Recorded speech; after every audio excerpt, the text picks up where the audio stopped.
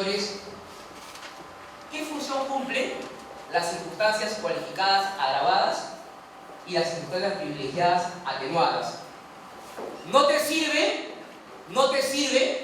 para determinar la pena concreta. ¿Para qué te sirve? Te crean un nuevo espacio punitivo, o bien para arriba o bien para abajo. Si son cualificadas, ¿qué hacen? Te crean un espacio punitivo por encima del tercio superior.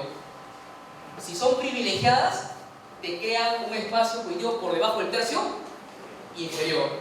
Entonces la pregunta es la siguiente: oiga señor, usted me dice que el homicidio, el rango de pena de 6 a 20, y usted me dice que si hay cualificadas agravadas, la pena va a ir por encima del 3, por encima de los 20 años.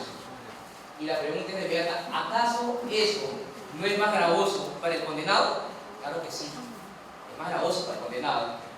Si yo estoy hablando de circunstancias cualificadas agravadas que me crean un rango de pena por encima del tercio superior, son más graves, más gravosas, ¿está claro? Y van a implicar un rango de pena mayor para el condenado, señores, porque son más gravosas, ¿correcto? Y van a ser más perjudiciales al condenado. Son excepcionales en el derecho penal. Son excepcionales en el derecho penal. No vas a encontrar en el Código Penal más de una mano de cualificadas agravadas. No vas a encontrar. No las vas a encontrar. ¿Correcto? Y cáptame la idea, mire el orden del Código Penal. El artículo 45, que vimos qué cosa eran, los presupuestos, ¿no? Después vimos 45A, que estamos viendo qué cosa es el procedimiento. Después vimos el artículo 46. ¿Qué cosas comunes son? Genéricas. Estoy yendo a la instrucción sistemática. Pero tú has visto en el Código Penal que hay artículo 46A, B, C, D y ahora E. Esos son circunstancias cualificadas agravadas. Esas son las cualificadas agravadas.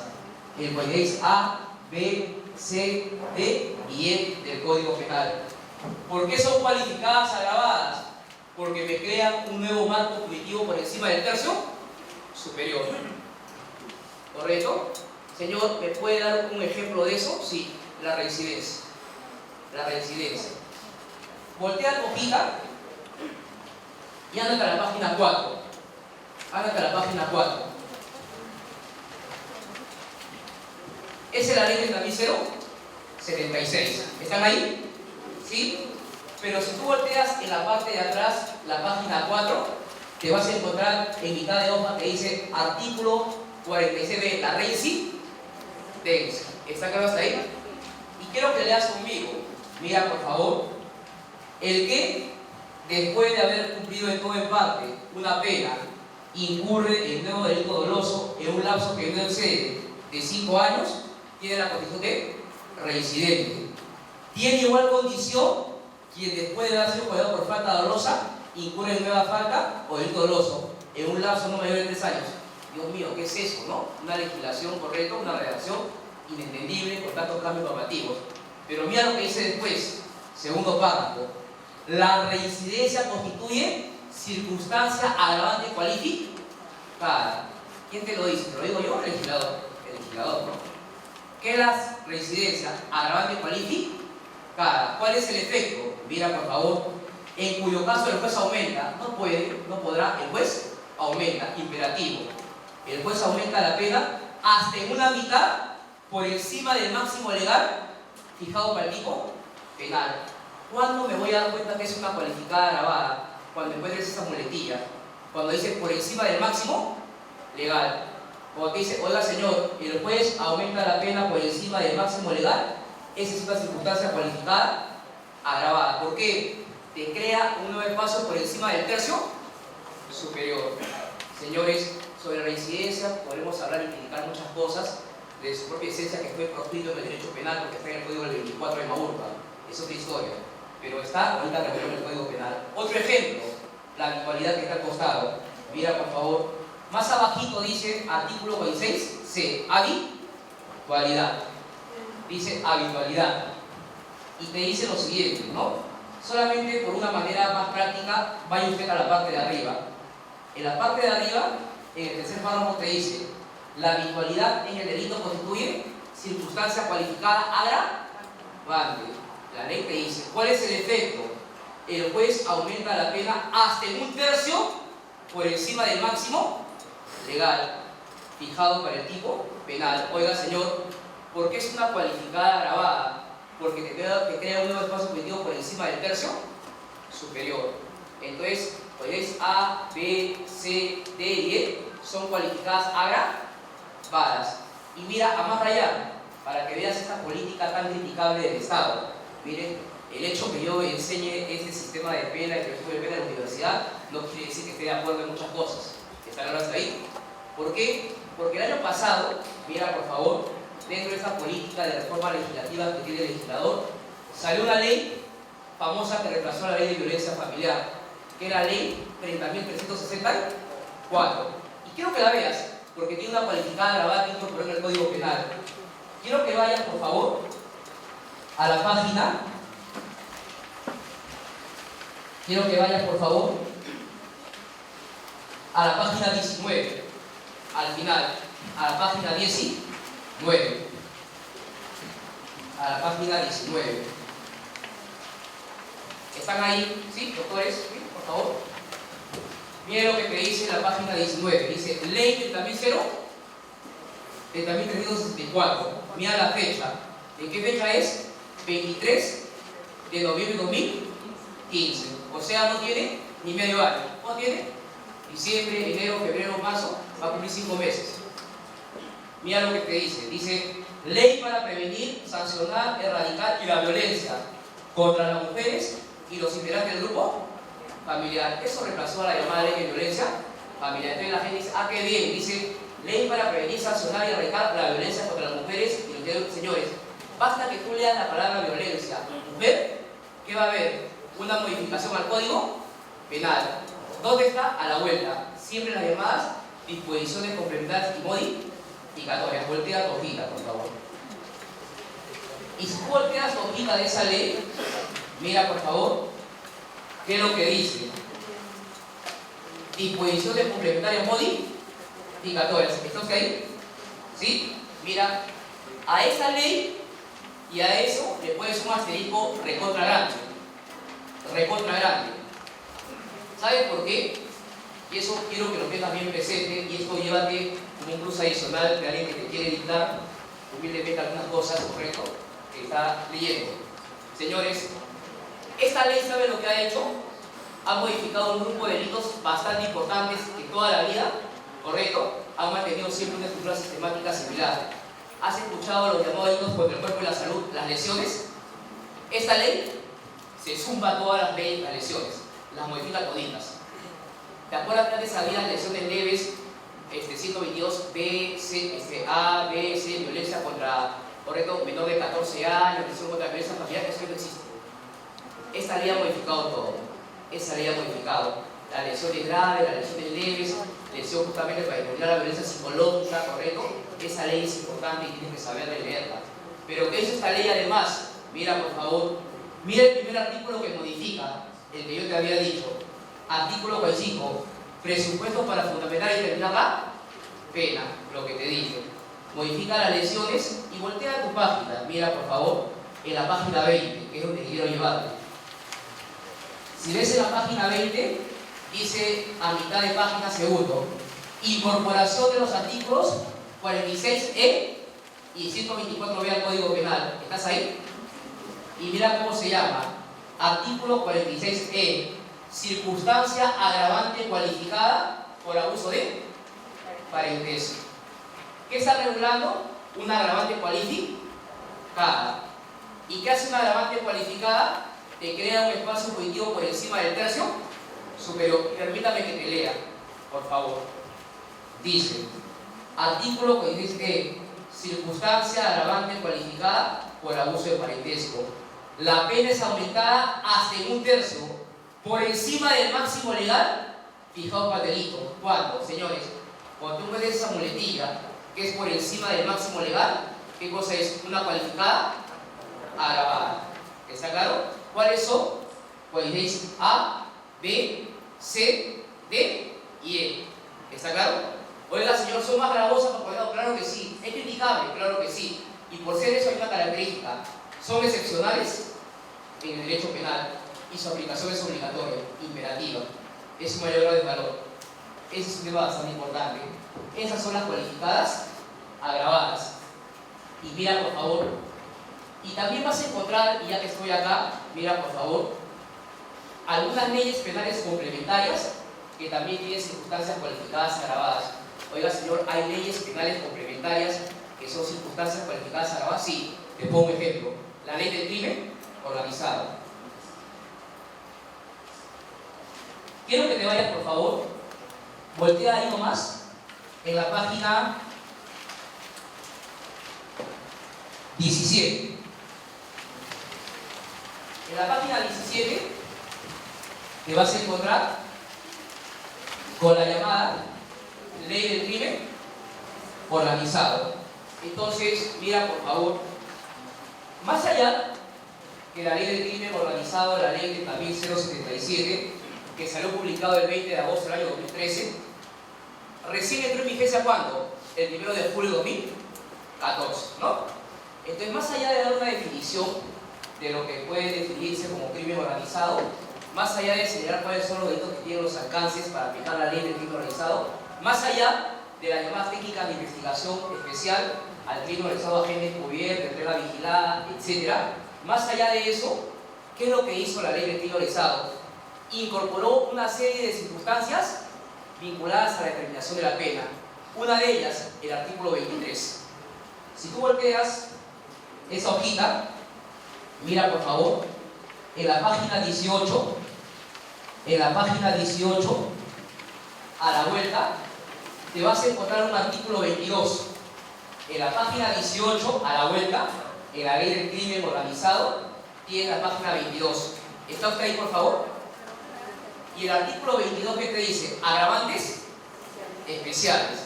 Entonces uno se pregunta, oiga señor, la ley del crimen organizado tiene agravantes especiales, ¿no? Y la primera pregunta que uno se hace es, ¿qué clase de agravantes especiales son? ¿Son comunes o genéricas? No, porque es el artículo 46. ¿Son especiales o específicas? No, porque acompañan un determinado delito. Entonces lee conmigo qué cosas son. Mira por favor, artículo 22, agravantes especiales. El juez aumenta la pena hasta en una tercera parte por encima del máximo legal.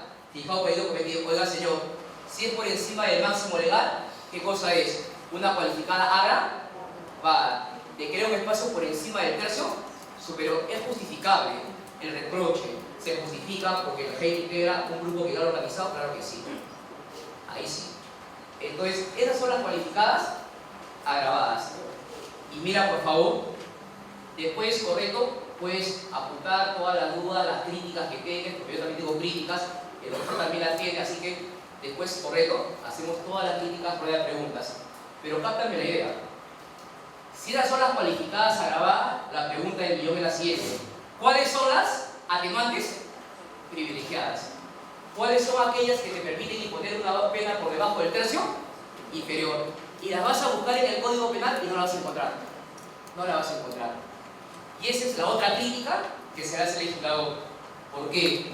Oiga señor, o sea, usted agarra y me establece un sistema de tercios, me establece un sistema de cualificadas agravadas, correcto, y usted busca una pena justa y me dice su sistema atenuantes privilegiadas, y yo busco y nunca las encuentro.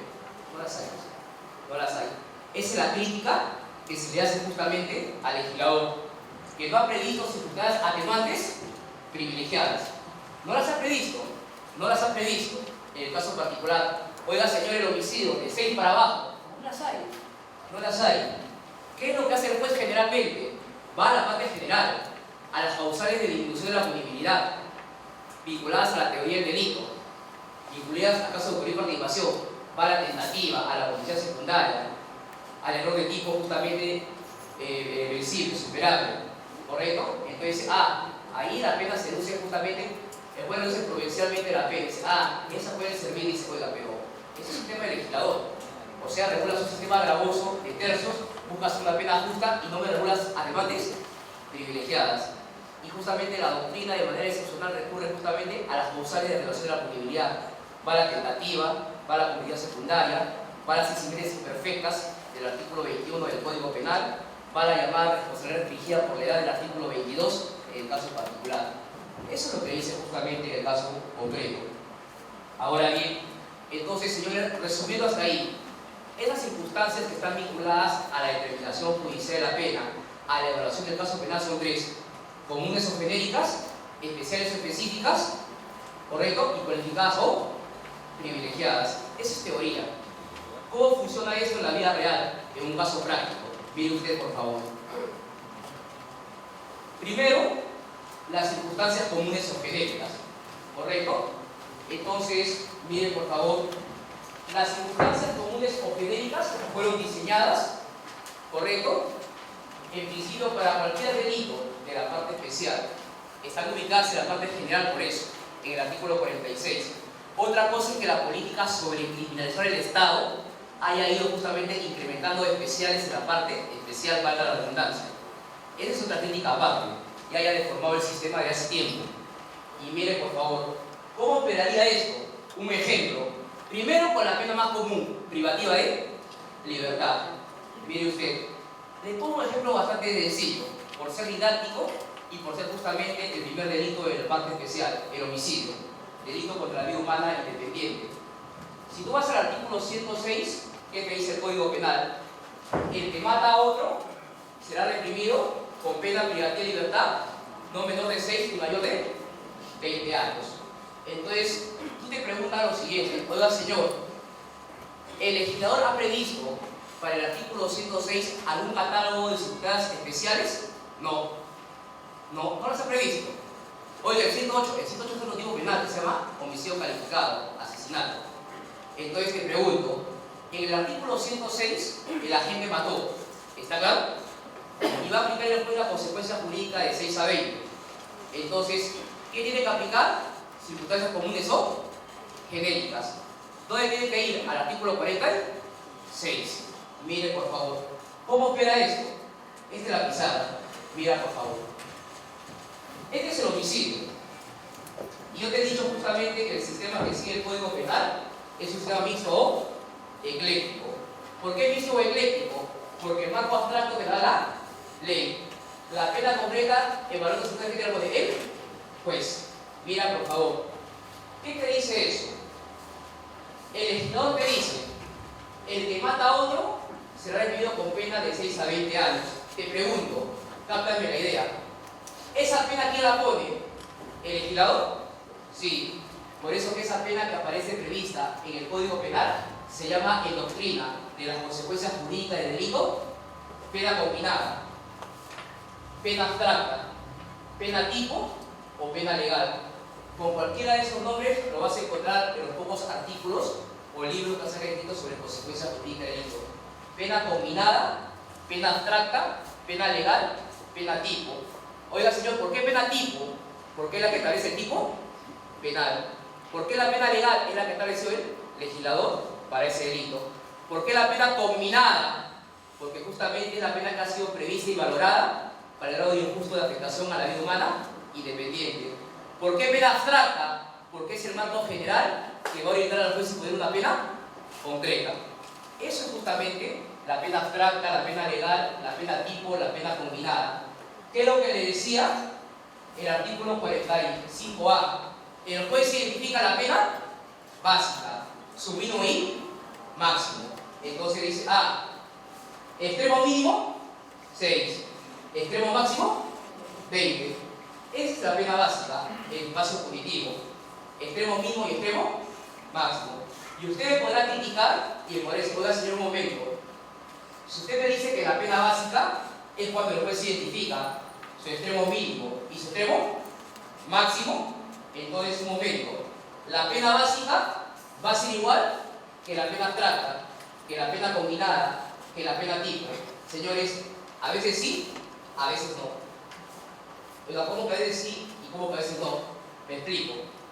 En el homicidio, el legislador le dice, oiga señor, la pena va de 6 a 20 años. Esa es tu pena básica, tu mínimo y máximo. ¿Esa es igual que la pena básica, que la pena legal, que la pena...? Claro que sí, es igual. En el homicidio es igual, pero hay delitos que no coinciden. ¿Cómo que no coinciden? Explíqueme. Señores, a veces por técnica legislativa criticable al legislador, el legislador establece tipos penales incompletos. Le pongo un ejemplo. El sicariato, ¿no?, que está de moda, ¿no?, incorporado por el 1181 del 27 de julio del año pasado. ¿Qué te dice, no? El que mata a otro, ¿no?, por encargo, acuerdo, orden, ¿no?, para obtener para un beneficio económico de cualquier otra índole, será reprimido con pena privativa de libertad no menor de 25 años. Se acabó. Esa es la pena legal, la pena tipo, la pena abstracta combinada. ¿Por qué? Porque el legislador te está diciendo pena no menor de 25 años. ¿Te sirve eso como juez para poner la pena concreta? No. Porque ¿qué requiere un juez? Un mínimo y máximo. Entonces el juez tiene que hacer una revisión penal. Una revisión penal al artículo 29 para saber que justamente su extremo máximo que puede poner como pena temporal son 35 años. ¿Me captan la idea? A veces, otro ejemplo, el parricidio. Otro ejemplo, el feminicidio. Otro ejemplo, extremo mínimo, el homicidio piadoso. Otro ejemplo que no sea homicidio, abuso de autoridad. 376, pena no mayor de 3 años. ¿Cuál es el extremo mínimo?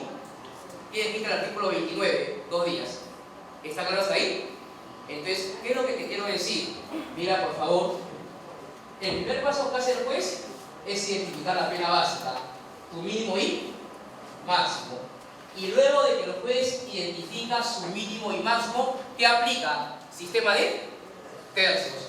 Divide ese espacio punitivo en 3 partes. Y acá viene la segunda crítica. Acá cápteme la idea. Mira, por favor.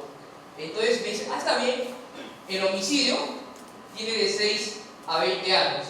Entonces te pregunto, ¿cuál es el espacio punitivo en el homicidio? Restas 20 años menos 6, ¿cuánto te da? 14 años. Entonces, el espacio punitivo para el delito de homicidio que el juez va a dividir entre 3 partes, ¿cuántos son? 14 años. ¿Hasta ahí estamos claros? ¿Sí? Y acá vienen los artículos de Gaceta Penal y te dice lo siguiente. 14 años es el espacio punitivo de homicidio. Entonces, como tengo que dividir en 3 tercios, digo 14 entre 3 y te sale 4.6, 6, 6, 6, 6, 6, 6, 6. Esa es la crítica que se hace al legislador. ¿Cuál es?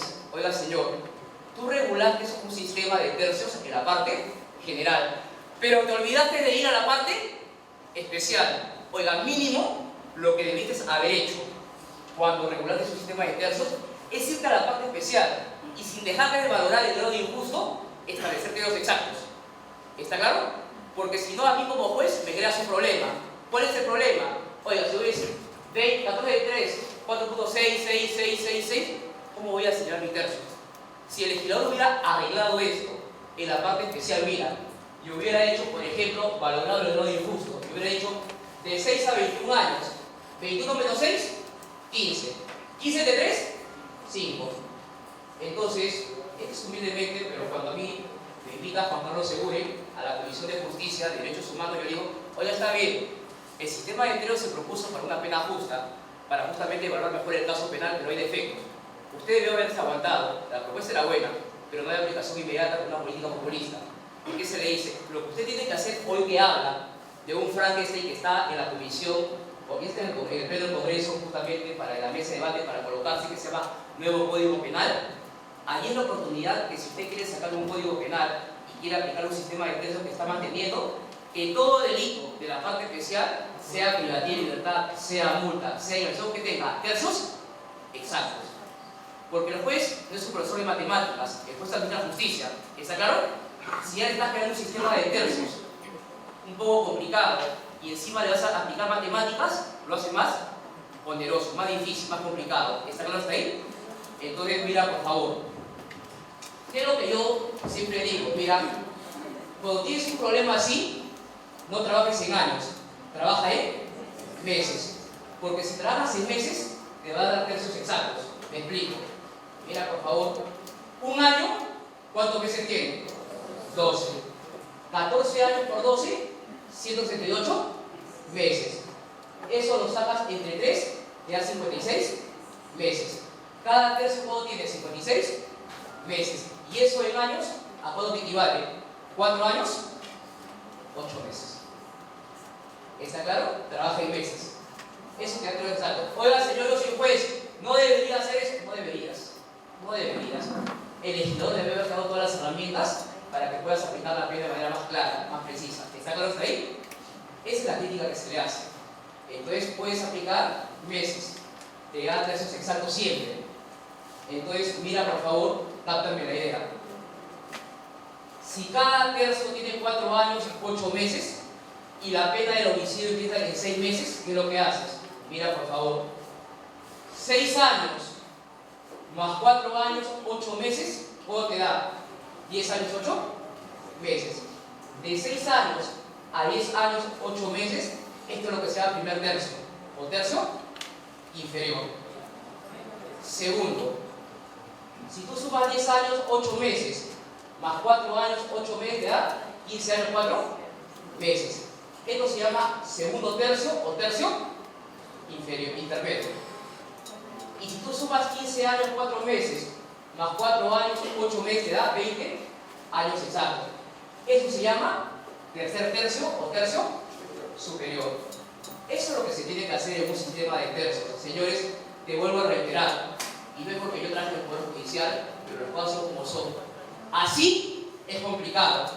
Si complicado es entender este sistema de tercios, más complicado va a ser si no están en tercios exactos. ¿Está claro hasta ahí? Esa es la crítica que se ha hecho al legislador. Punto 1. Entonces, mira por favor, este es el primer paso. El juez identifica la pena básica, tu mínimo y tu máximo, y aplica el sistema de tercios. Miren por favor. El segundo paso, ¿qué es lo que te dice la ley? Oiga señor, lo que hace usted inmediatamente es ir al artículo 46, aplicar circunstancias comunes o genéticas. ¿Y qué es lo que te dice la ley? Mira por favor lo siguiente.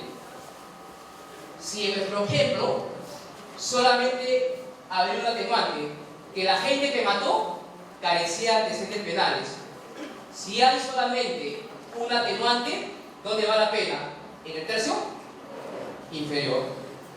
Oiga señor, si hay un agravante y un atenuante, ¿dónde va la pena? En el tercio intermedio. Y si hay solamente agravantes, ¿dónde va la pena? En el tercio superior. Eso es lo que te dice la ley, ¿correcto? En el caso concreto. Siguiente pregunta en el caso concreto. Un amigo, Mario Rodríguez, Hurtado, destacado profesor, correcto, procesalista peruano, amigo mío, mi profesor también en la universidad, me decía, oiga Ishi, vamos a conversar algunas cositas, me decía lo siguiente, don Mario, me decía, oiga un momentito, ¿qué pasa Ishi? Me dice, si hay 8 atenuantes y una agravante. ¿Está grabado hasta ahí? ¿Qué me decía si hay 8 atenuantes y una agravante? Yo decía, don Mario, si hay 8 atenuantes y un agravante, la ley es clara, la pena va a meterse intermedio. ¿Por qué? Porque si hay agravantes y hay atenuantes, la pena va en el tercio intermedio. Oiga señor, hay 8 atenuantes y un agravante, ¿dónde es más probable que esté la pena? Cercano a los 10 años, 8 meses. ¿Está claro hasta ahí? Y él me decía, oiga señor, pero si son 8 atenuantes y un agravante, ¿por qué no le eliminas el agravante y te quedas solamente con el atenuante? Entonces yo le decía, oiga señor, si yo elimino el agravante bajo una lógica de compensación matemática y solamente me quedo con atenuantes, ¿dónde tendría que ir la pena? En el tercio inferior. Y yo le decía, contrario sesgo, don Mario, lo siguiente. Si hay 8 agravantes y un atenuante, la pena va en el tercio intermedio. Pero es más probable que esté ahí. Y bajo su lógica, si hay 8 agravantes y un atenuante y le elimino la atenuante, habría puras agravantes y la pena ¿dónde iría? No hay lógica de compensación, ¿correcto? Oiga señor, si hay 8 agravantes y un atenuante, la pena va a meterse en intermedio. ¿Dónde es más probable que vaya la pena? Acá. Oiga señor, si hay 8 atenuantes y un agravante, señores, la ley es clara, la pena va a meterse en intermedio, pero es más probable que esté cercana al extremo mínimo. Y la pregunta es la siguiente, ¿no? ¿Cómo hago para valorar la pena concreta cuando hay 8 agravantes y un atenuante? Ya me queda claro que no me meto intermedio y está más cercana acá, pero ¿cómo hago? Divido entre 8, resto menos 1. Oiga, la ley no dice nada de eso. La ley no te dice nada de eso. La ley te dice claramente Si hay agravantes o atenuantes, la pena debe verse intermedio. Nada que nivel entre 8 y cada uno vale igual. Esto es matemática. Las agravantes pueden tener distinto valor. Esa valoración que nos da él, pues, si ya lo estás parametrando en 1/3, y si tú vas a decirle encima que vas a dividir el espacio entre 8 de manera proporcional, él está quitando discrecionalidad. Ahí sí le quita, señores, ahí es la chamba del juez. El juez valora. Mientras el juez no se mueva del tercio intermedio, no afecta.